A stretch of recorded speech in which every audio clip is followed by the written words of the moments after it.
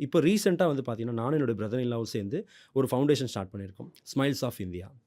அதில ஃபவுண்டேஷன்ல என்ன பண்ண போறோம்னா, யூசுவலா ஒரு ட்ரஸ்ட் என்ன பண்ணுவாங்களோ, அதே தான்.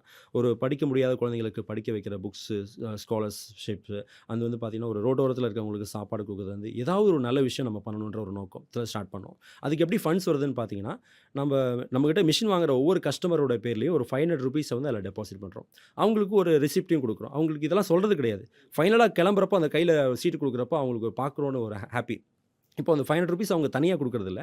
எங்களோட ப்ராஃபிட்ல தான் குடுக்குறோம். பட் அவங்க வந்து அவங்களோட ஒரு ஷேர் மாரி நெனைக்கிறாங்க. அவங்களோட பேர்ல குடுக்குறனால. மிஷின் வாங்குறனால ஒரு ₹500 யாரோ ஒரு 10 பேர் சாப்பிட்டாங்கன்னு நெனச்சுக்கலாமே! அப்டின்ற ஒரு தாட். இது 18% ஜிஎஸ்டி பே பண்றோம். அதுல ஒரு ₹500 வந்து நம்ம வந்து இந்த மாரி ஒரு சொசைட்டிக்கு யூஸ் பண்றோம்ன்றனால, அவங்களுக்கும் ஒரு ஹேப்பினஸ், எங்களுக்கும் ஒரு ஹேப்பினஸ். ஸோ இந்த மாரி வந்து இப்போ ஒரு நாளைக்கு ஒரு 5 மிஷின் விக்கிறோம்னா, அதுல ஒரு ₹3000 டெபாசிட் ஆகும். ஒரு ஓவர் த மந்த் அது ஒரு பெரிய அமௌண்ட்டா இருக்கும். ஓவர் த இயர் அத விட பெரிய அமௌண்ட்டா இருக்கும்.